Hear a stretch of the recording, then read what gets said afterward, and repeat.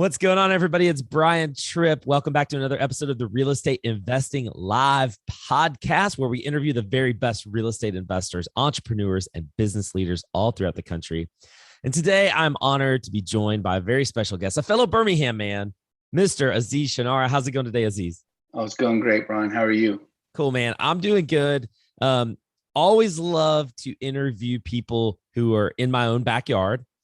It's interesting to get that kind of perspective. Obviously, I've been doing real estate here for quite some time, coming up on my 10-year anniversary, actually, here in a couple of months. Oh, that's fantastic. And you've been doing real estate. Real estate's not been your main thing for your whole career. You and what Duratus, you and Maura McGraw, who are part of Duratus real estate, you guys haven't been doing real estate for that long, but you're experiencing some success already. And I'd love to kind of get your perspective today on Birmingham real estate, Mobile real estate, because you guys have two offices. But I want to start off, if you don't mind, I'd love to learn a little bit more about your background, because you specifically have a business-minded background. Your family is in business, has been doing business for a long time, and you kind of grew up in that. I'd love to kind of understand your story a little bit and how you've been able, in your journey, and how you've kind of made it over into the real estate part of business. Sure. Business has been part of our lives, from my life, since I was a young man. My father grew up, he was a pharmacist. So as he worked in the pharmacy industry, he had his own little pharmacy. So I got to work in that for a little bit as a pharmacy tech. I got to run a little bit of the front farm. It was a small pharmacy in a country town that, I had to buy shampoo. I had to fill up the aisles. I had to do all this stuff. And, by the time a certain young age, I was able to start ordering and buying and selling stuff there for that little shelves here and there. It wasn't like that big of a deal, but as a young child, it was big. So I think that's when it really sparked my interest. At first, I thought I was going to be a pharmacist like my dad, but it was a business. How old were you? Like when you first started stocking shelves and doing some of the, how old were you then? Probably young, 10, 12, something like that. I mean, it was more of going to hang out with dad, because watching dad work and all that type of stuff, it wasn't really like, I had to work or, I was forced to work or anything like that. But it was more like, dad always worked, in the summers. I was like, hey, I want to hang out with dad. So, and then when you get there, they're not going to let you sit still. So face the shelves, do this, do that. So it was always, but that's when I really started falling in love with business itself. I remember my father gave me, I was probably maybe at this time, maybe 14, 15. And he gave me the option of he had a little small toy section. And I loved toys when I was a kid, cars and all that stuff.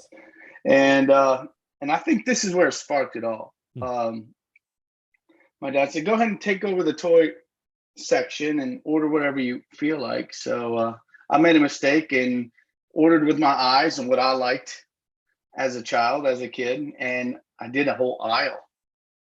And when my dad got the bill and got all the toys in, I was stacked, he flipped. He was like going crazy. And here we had this whole aisle now of toys, and my dad never had anything like that. And I was so proud of the order and all that, but it was still way big for what the store was. And I got really lucky because like I said, we were in a country town, and buses go through. Literally, our store was like around the mountain. Like it was literally. So on the way to Canada, this was in Pennsylvania. Like there was this tour bus that stopped, just happened to stop to go eat, and walked. They wiped out the entire aisle and saved me. Wow. So it was like at that moment, I'm like, I think I'm onto something here. So it was fun. So I remember that distinctively. So retail, I started in retail a lot, and then went to college for business. And then had an opportunity to move to Birmingham. My uncle's here in Birmingham. And from 88 on, I got into the stereos. Like I was installing stereos. I loved the subwoofers, the car speakers, the great sound. Mhm. And then an uncle knew that I was in that business, and he bought a portion of a stereo shop here, but didn't know what to do with it. Mhm. And came and got me, and I fell in love with it from 93. So I worked summers, 93, 94, graduated college, came and bought it in 1995, 96. Bought it from him. Bought it from, well, yeah, I bought it 50% at the time, but then throughout it was more. Mhm. Throughout.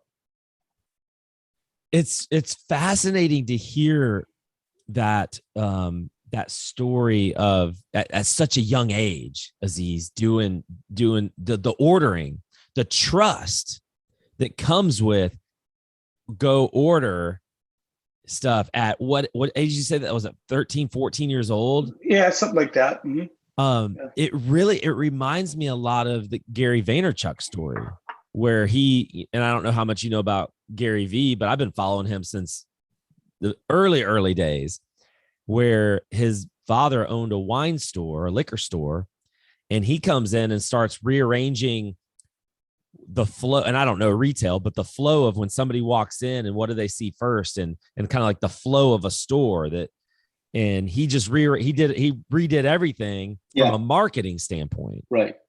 And started highlighting certain liquors, certain wines, and certain things, and the wine deal of the month, and the wine of the month, the top 10 wines of the month, and had all this displayed.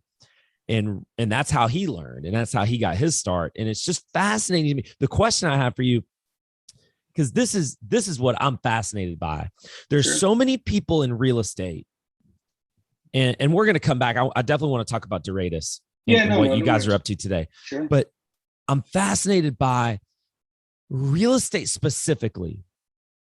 Most people who get into real estate from a coaching standpoint, like if they come through REI Live or they come through another coaching program or whatever it is, these people are not typically business-minded people.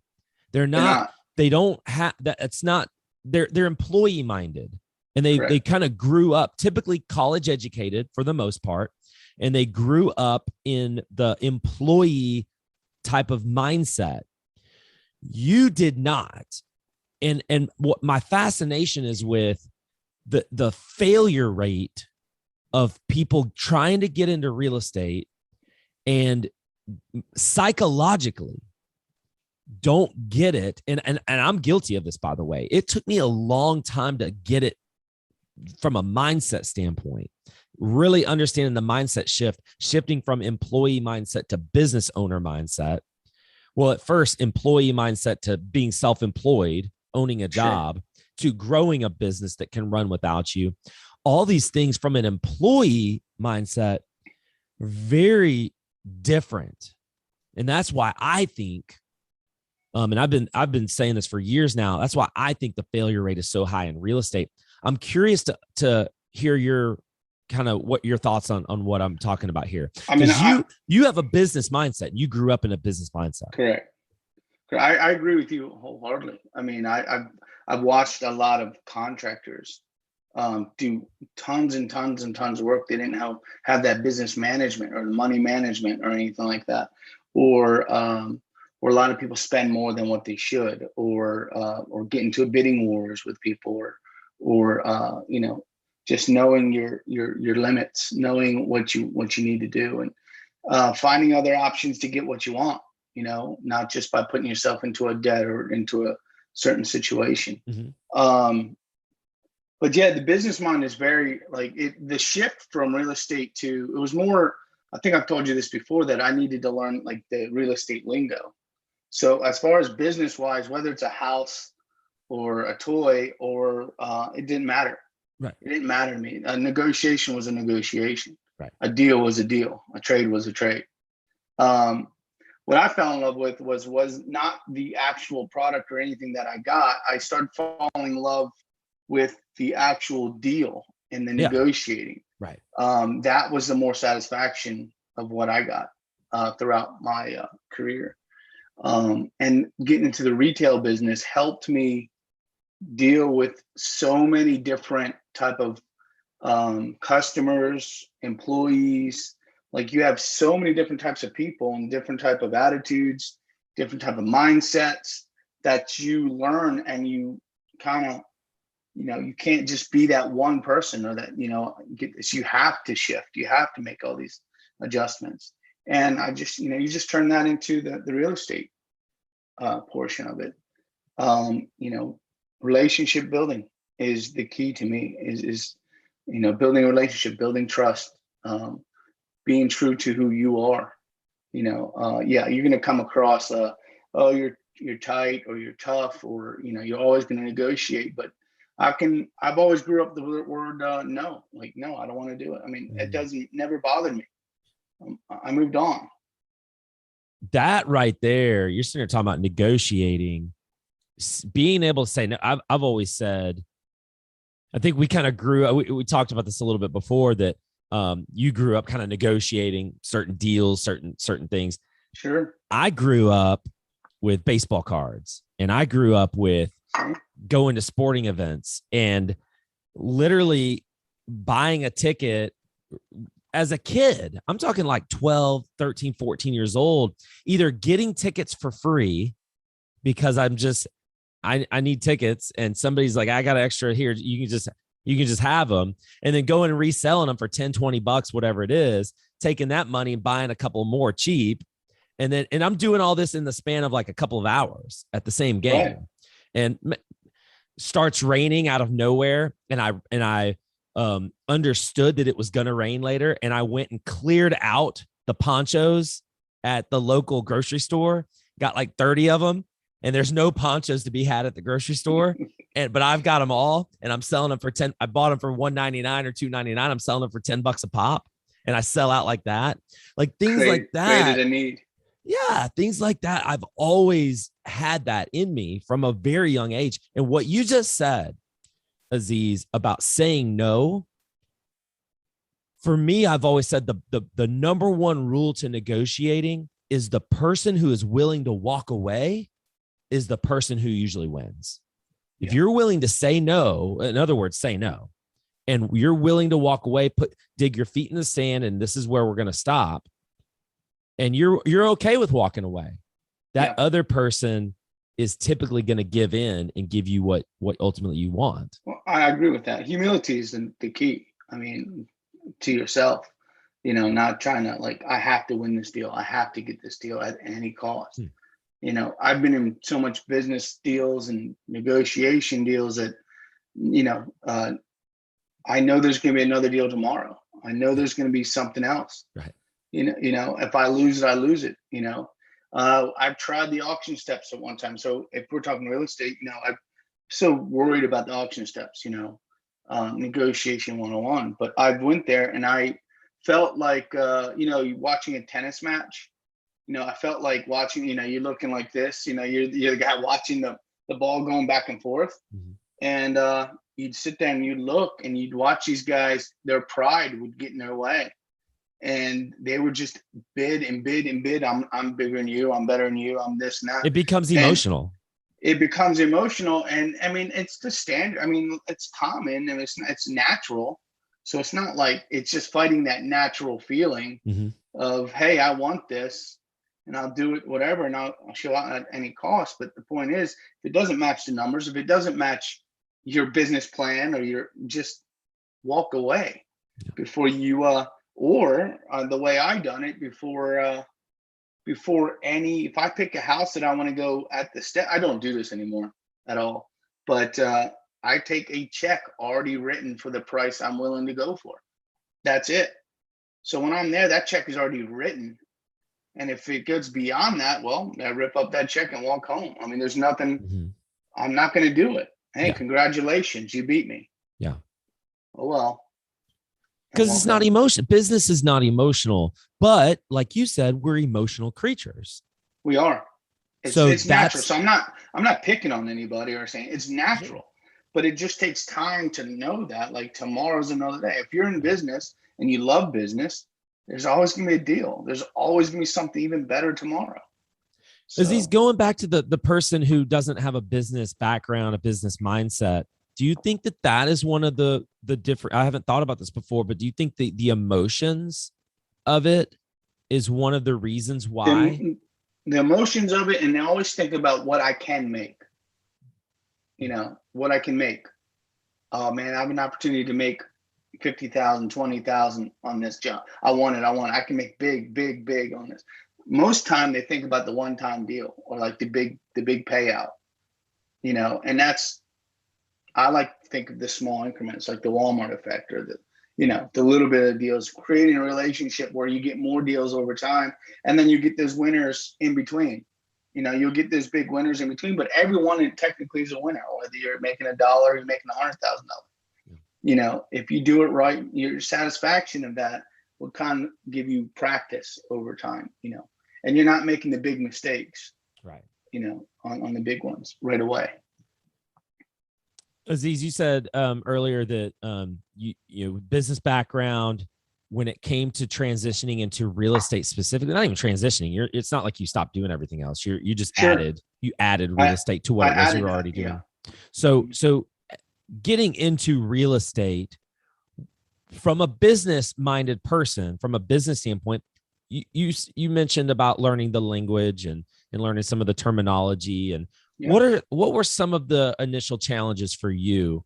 Because business is business and real estate is it's no different. It really is not. What were some of the initial challenges for you getting into real estate?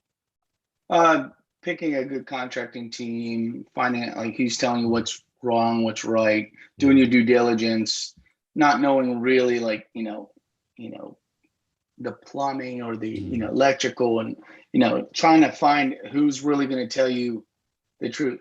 And then, I had a problem with, I always put value on things and what I'm willing to spend in this and that, but how do you put value on labor and how you put value on what this person's saying? Like, how do you know that that's correct when you don't know the lingo? You don't know, you don't know construction. I don't know construction. So, you put yourself in places where, so the look for me was, in my businesses, I knew all types of people and they needed help in this field. They needed financing.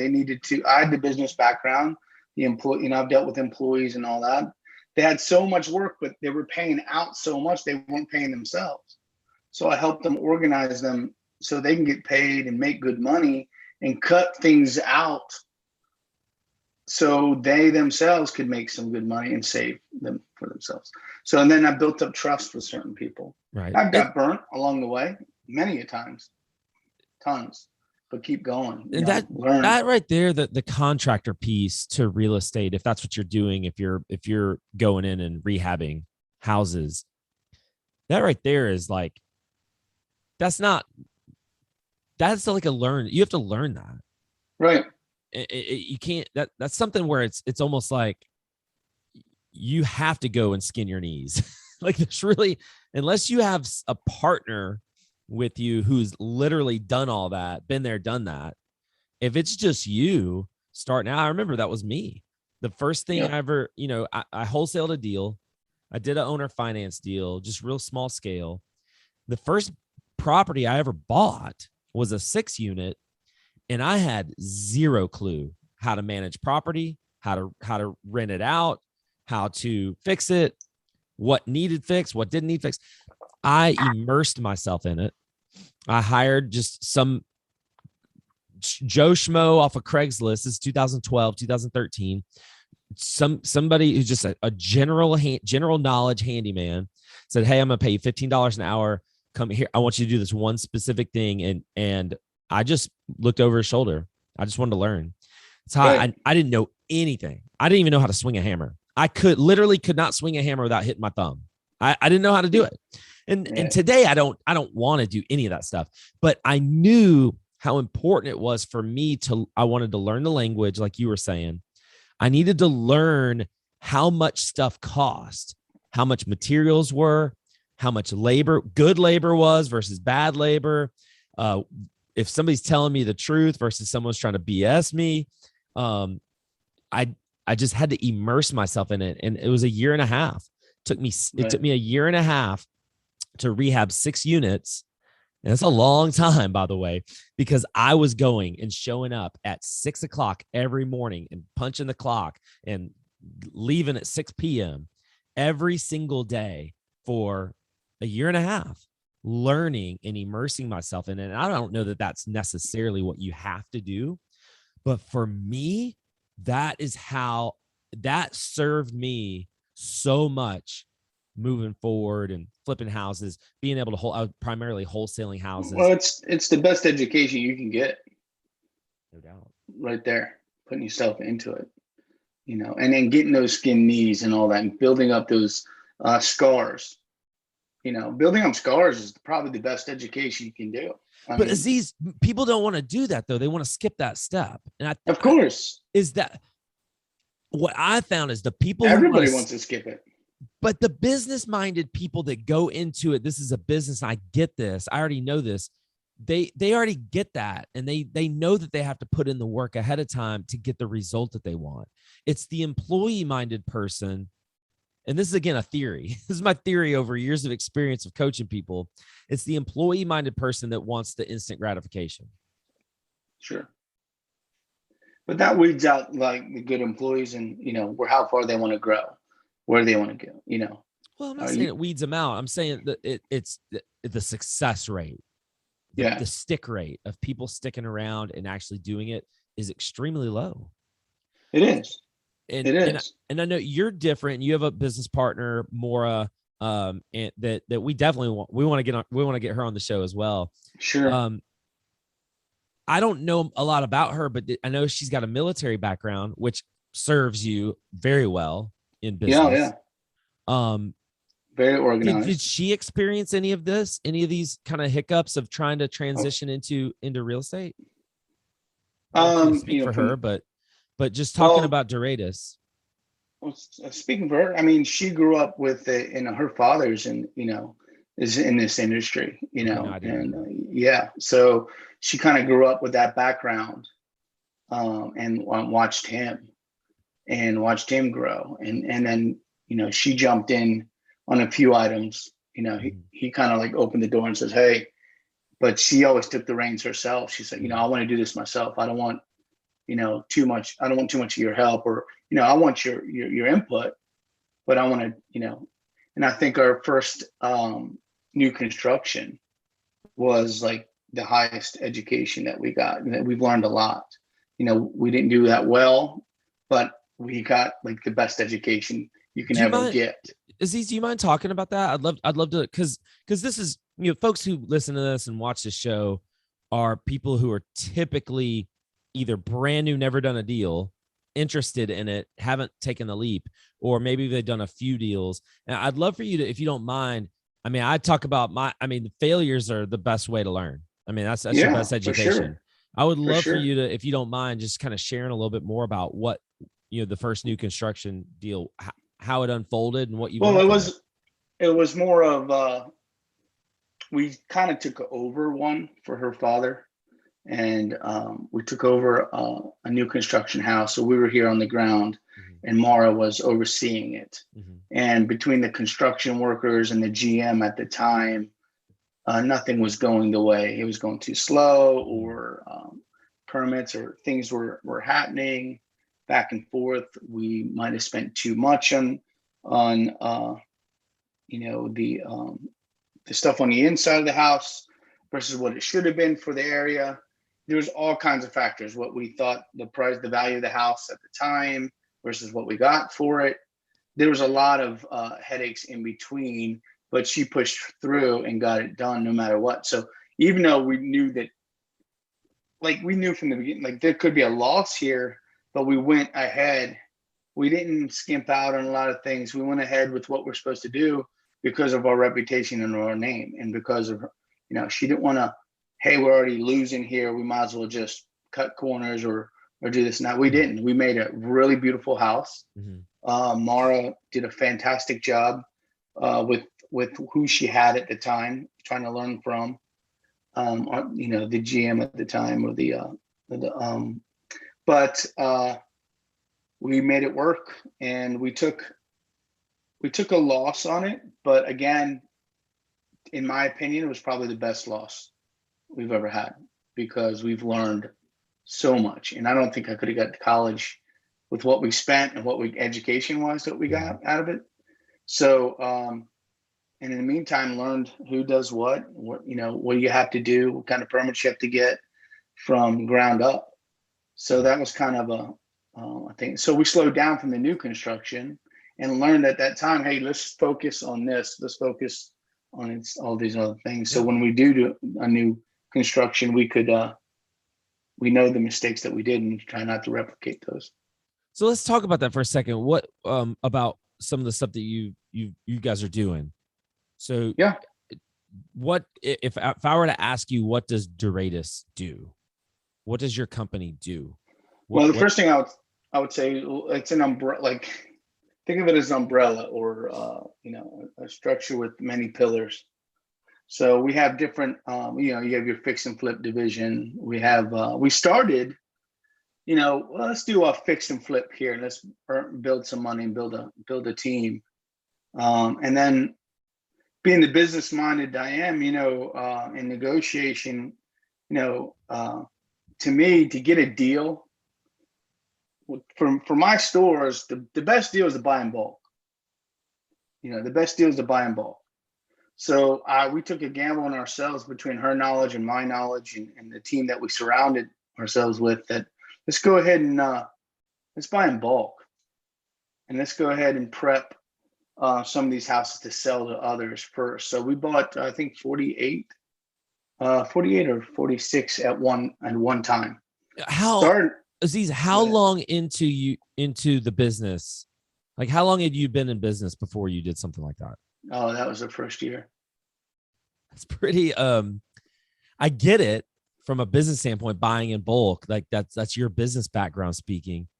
That's scary to a lot of people. It was very scary. So talk us through that. Like, well, I mean, it's your people, it's your relationships. Luckily for me, I had almost close to 30 years of relationships with banks, and I have people around me that will kick me in the shin. I can set myself up with meetings with people. Hey, this is what I'm about to do. I hear, oh, you're stupid, or you're this, that's crazy. Don't do that. You surround yourself by people that's been there, done that, but humble people that be honestly, remember we were talking about saying no, saying all these things, being humble about it. Doesn't mean it was the best deal. It wasn't the best deal, but it was a way to get started in this and build a reputation with everybody, that's and selling to the banks, selling the idea to the banks, and building a banking relationship, and starting from there. So talk through that deal a little bit more. So, and then now I have inventory. I have inventory already to go out and sell.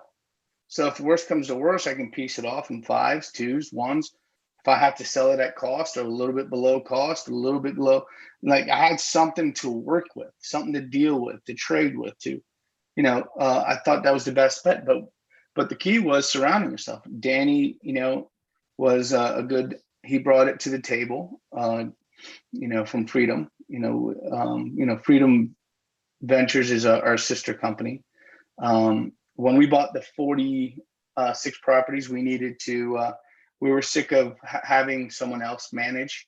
So we decided at that same year to start a property management. So we went and found a nice young man, Danny, who's sharp as a tack, loves to scale businesses, loved to learn, and he got out of the real estate, became a broker, and took it off. So we needed to manage our own projects. So we started with our own, and then start picking up everybody else's. So that side, it kind of turned into a side business too at first, and then it became a huge business. So, which was cool. So having that inventory, having that bunch of houses, taking that giant risk, but I don't say it's a risk, because with my business background, with Mara, with Danny, with Kevin, and the people that we surround ourselves with, it wasn't as big of it was a challenge, but it wasn't that scary because of who I'm surrounding myself with. So I want to talk about that, Aziz. Yeah. If it wasn't a risk because you've surrounded yourself with great people. So I'm trying to think about this and apply this to someone who's brand new. And Maybe Well, they've done a couple of deals. Like a 46 house package deal comes across my desk, and how can I develop, because it sounds to me like what you were saying is you had to develop some sort of business plan to present to lenders, banks. correct. So take us through the steps of the things that you had to do. You had to hire a team. You had to find people that you trust and who are competent. So you had to find these people, like all the different little steps that you're kind of taking. It's almost like you're sounding like you're just, when we did this and this and this, those are things that are all those pieces, all those steps along the way are scary for some people. I don't know how to do it for some people. If you don't mind, I'd love for you to kind of take us through. You've got banking relationships. Let's talk about that first. What did you have to do from a lending standpoint, from a banking standpoint, to get the thing funded? Well, I just want to reiterate, it is scary. It is risky in a certain way. Like, I don't mean like it wasn't risky and I'm not trying to come off cocky. I was scared out of my mind, but it wasn't. When you have people behind you and you have that type of mindset all around you, that's what I'm talking about. But you had to get the people around right. you. So talk about even before. Yeah. Yeah. So you want me to talk about what now? Let's talk about the financing first. Oh, the banking. How'd you fund it? Well, thank goodness, I've been in, that's one thing that I love to do is build relationships, especially with banks. At a young age, when I bought my first house, I was told the best thing that ever happened to me is like, no, you can't afford it. Like, you can't afford it. I mean, it hurts your feelings. Young people today, like, they don't want their feelings hurt. They don't want to be told no, and then their challenge starts, I remember going to buy my first house. I think I was 23, 24. And I went to buy my house and they said, all right, this is before all the crazy fund interest only loans or this, that, all these other things, based off your W-2. Hey, this is all you can afford. And I was looking in one section, I'm like, I want this and I know I can afford it. But they're like, from the bank standpoint, no, you can't. So it hurts your feelings. But what do? You don't sit there and cry about it. You just go work at it. I'll show you. I'll work hard and make it happen. Now, how can I afford it now? Or this is the zone you can afford. So you go out and negotiate and find a house that you can afford. You buy it, fix it up, whatever, live in it, and do what you gotta do. So from the time that I bought my first house, I built a relationship to learn what the bank wants me to do. Right. So I've always done what the bank wants you to do and listen to them, because ultimately you're going to need them. So over time, I built relationships with that. What do I need to do this? What are the steps? Go through the hoops, and didn't cry about it, didn't argue about it or anything like that. Fortunately, it's a pain in the neck to do some of the things they want you to do, but you do it. But in the meantime, you constantly build a relationship with all your bankers. And then as you grow, they see that you listen to them and you understand what they're saying, and you're going through the hoops that they're telling you to do. And then the next time you go ask for something, it's a better term or a better deal. And the next time it's even better. And then the next time, by the time you build yourself up, they're like, now you're telling them what you want for them to do it. Because they trust you. So it starts with little things, Yeah. So you had the relationships and you went to get the thing funded. What were they telling you that? You're crazy. So how did you sell it? How did you sell the deal? How did you sell yourself or sell the deal? How did you get them to buy in to what you were presenting? Well, we, before the actual purchase, we had contracts of almost half the portfolio. Like we made a deal with the bank. Hey, if I have, say, 16 under contract to sell. So you had contracts to sell properties you didn't even own yet. Quite yet. I mean, we're in the process of it. Negotiating that 46 was probably the worst. Not the worst, was negotiating 46 deal, was one of the toughest negotiations I've ever had, Mara and I ever had. Why? And that was because the people that we because they're old school, they've had tons and tons of property, they didn't really need the money. It was just one of those, You got to impress them in a different way. They were you gotta willing to walk speak. away. They didn't care. But then, you find their pain points. You find what they really, really want. Mm. I'll never forget. Mara does a fantastic job of organization and spreadsheets and has everything nailed down to the T. And we came in with these pages and pages of what the value should be or what's going on. And they looked at that little book and they threw it and like, we don't care about this stuff. Mm. We don't care. So they basically wanted to talk. So we got to know them personally and got to know them very well. We went back and forth. I mean, this deal almost went down to the very last day, where a signing day, where it almost went, no, forget it. It's over. So, I mean, it was a back and forth deal, and there's lots of sweating, a lot of things back and forth. And due diligence was like, what are we doing here? Some of these, you have to take the good with the bad, and some of the due diligence is like, and then taking your bankers out to go see some of these due diligence. They're like, afraid to walk in. Because some of the properties were in some pretty tough areas, and some of the properties were in pretty tough shape as well. But then you got to teach the banker, hey, you can't look with your eyes how you live. Can't look how we're going to make this better. This is not how it's going to be. We're going to make this better. When we provide a product for somebody, you have to make it better. You have to do all this stuff. Aziz, what were some of the things that you remember saying in these negotiations? You said that it was ended up being more of a relationship type of thing. What were some of the things, maybe the questions you asked, some of the phrases you said or Maura said to get them to ultimately buy into you? Or do you remember any of that stuff? Some. I think it was more of, hey, some of my tips in that was more like, you guys are getting older, I'll never forget, like I brought them food every time. I said, hey, look, I love getting people full, when you get them full that they almost unbuckle and be like miserable full, but no, or I always say, me and Mara always say, it's always the bundt cakes that closes the deal. But no, it's the relationship building, getting them to really know your buyer, know your seller, getting them to want to sell to you, no matter what we come to a number. Mm-hmm. That was honestly what I strive to do.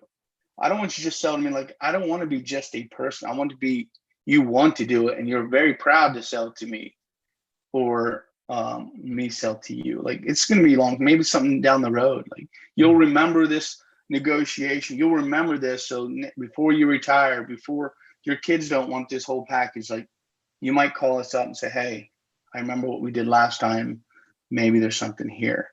So building that portion was very important, because they honestly didn't care. They had money. Mm-hmm. So you can't go after a money standpoint.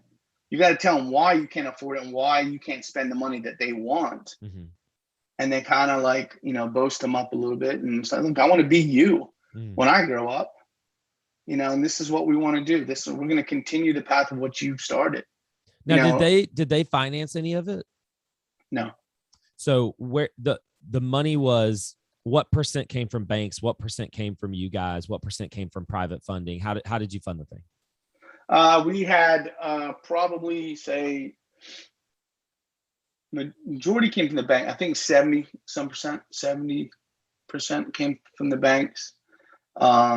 Maybe 20% came from private funding, and then from us. Mm-hmm. And by the time you closed, how many did you have under contract to sell? You said 16? 16. And just to sell as is right away to recapture? No. How did not at a time. Well, because most of these had tenants in them, so there was more of a promissory behind it. So if the tenants moved out, we go and we change the water heater. If you needed a roof, we do a roof. If we redo it, like your fix and flip type deal. So it was contracted to sell under these conditions. Because we're selling to investors. So we wanted to provide a package down the road. Mm-hmm. And what better package is, hey, your roof is good, your AC is good, and your water heater is good, right? And then at the same time, we would provide them the tenant. So, we'd sell a business ready to go, turnkey. Right. Yeah. So that was one aspect of what we do. That's not. Sure. And then of course you'd have your as is and stuff like that. So I'm just trying to think, because again, the folks who are listening to this right now, that I want to do something like that. 46 package, 46 houses, a package deal comes across my desk. I get it from a wholesaler, whatever it might be. And I want to understand my options. I want to understand how I could possibly do something like this. So you guys went and got majority bank money. What about the fixing of the property? Where did that money come from? That was all within the deal. It was all within the deal. Okay. Yeah. So the 70%, 20%, 10% that you just mentioned. Well, that's earlier, roughly. I mean, I could be right. Rough numbers. Rough numbers. But that was including rehab money. For what we needed to do. I mean, yeah, for what we needed to do. Gotcha. And so that's the funding piece of it. And then you mentioned the relationship. You said it was scary, but it's not as scary because we've got these other pieces in place. We've got these people in place who we trust, who are competent. How does that go down, Aziz? Obviously that happens before this deal comes to fruition. That's the key to everything. So, in my opinion. Yeah. So I would love for you to kind of share with us as we kind of wrap up. We got about maybe 5 or 10 minutes to go, but yeah, sure. I would love for you to share that people part, because I think a lot of things become less scary if we know we have a strong team behind us. How do you how do you attract strong, competent people when you're beginning? You're new to it. You don't have these 46 houses yet. You're still kind of new to real estate. Again, take the real estate out of picture. Take it off. Start from, I don't care what business you're in. I don't care what you're in, whether you're in business or not. Take all that out. It's who you are. You got to sell the why. You heard that before. You got to sell the why. Why you. That's the only thing you have different than anybody else. What you have to offer them, and are you relatable? Are you good with the employees? Are you good with the customers? Are you good with learning them, speaking their language, and knowing to, instead of being hard-headed, you kind of go back and forth with them. You relate with them, you listen to them, you give and take here, and you build a trusting relationship that way. And that's with every aspect of every part of the business, whether it's the finance, whether it's, the construction, whether, and if you get burnt along the way, it doesn't matter because you're doing what you're supposed to be doing. If they burn you, there's no vengeance, or there's no, hey, this, now. You tried your best. You did what you're supposed to do, and then move on and keep doing that. And then you'll find that person, and attacking the heart is, Mara would laugh for, everybody, because my thing is attacking the heart, not in a negative way. But to me, that's always, since I was a kid, attacking the heart is been the overall key. Appealing to people's emotions. Correct. Because we're emotional people. Yeah. I can't fight with you in your brain versus my brain. You know what I'm saying? I can't, you might be smarter than me in many, many, many, many things. And for me to argue that like that, it creates a negative atmosphere. Right. To have this, but when you go to emotions and be true to your heart, that sticks. And you either want to be friends or you don't want to be friends, or you want to be part of that person or want to be involved in the business or not. So that has to be built first. So it sounds to me like you're saying you're attracting people into a company that's really new, and you're doing it basically by sharing the vision, sharing here's who we are, here's where we're going, and almost appealing to people's emotional side. Yeah, that's a good way to put it. Yeah. Yeah. It's very difficult to do this business alone. You can't. Even life by itself. Well, people do though, Aziz. That's the problem. People do. Yeah. And I think that a lot of, and again, this is my opinion, this is my theory that I've built up over the past few years, but I think it goes back to an employee mindset.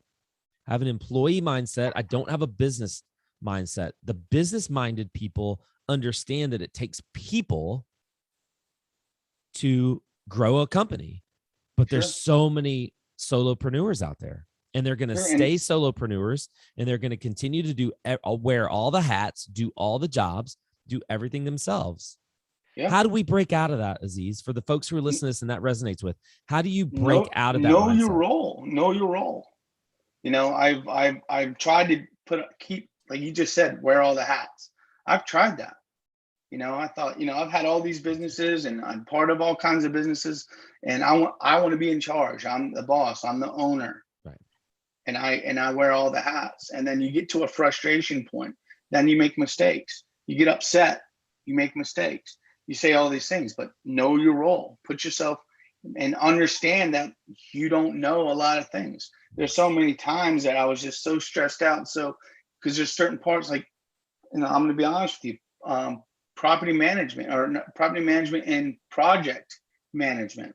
You know, I thought I was great at it. I turned out I can't stand it. I'm not good at it. I thought by looking at the finance and negotiating the prices was part of that, but it's not. That's just one little tiny portion and getting the deal. But then you become a pain because all you're doing is focusing on price and really not focusing on the people and actually focusing on the project itself. So you think you're doing something, but you're not. You're delaying time, you're delaying things back and forth. But knowing your role, knowing what you can and cannot do, and put those people in place to help that business succeed and help all that, and give them the same vision and, you know, want them to succeed. My thing is, I want you to succeed more than me. I want that person to do it. I want that employee to, you know, one day luck up and like have their own company. I'm thrilled about that stuff. You know, and if I help them along the way, then God bless you. That's fantastic. You know, I don't need recognition on that. I love, like I told you, I love the deal. I love watching that. That has been more of the satisfaction than anything. So whenever you attack everything in this manner, everything's a win. Yeah. So good stuff. Aziz Shunnara with Duratus Properties. If people wanted to get in touch with you or get in touch with your company, either a wholesaler wants to sell you some deals, maybe there's some turnkey folks that want properties, whatever it might be, what's the best way to get in touch with you guys? Get on our website. We have a number on our website. Check out our website, duratusproperties.com. And that would be, check out our website, see what we do, and you can access me, Mara, learn who we are and what we do, and you know, I'll give my phone number out, Mara's phone number. We're here to talk to you, you know, and anything you guys need. So, you know, if you wanted to talk to me, talk to me. Talk to Mara, talk to Mara. We got a great team. We got Julie, we got Kevin, we got Lily, you know, we got Carlos. I mean, Lisa. We got a great team, and we all have the same mindset, which is really good. Awesome, guys. I'll put the link in the show notes in the description below. Duratusproperties.com. I'll put that in the description. You guys click on that if you want to reach out to Aziz and Duratus. Aziz, thank you so much. I appreciate you coming on the show, man. Oh, thank you, bud. Take care. Guys, we love you. We're gonna see you next time. Bye-bye. Take care. Bye-bye.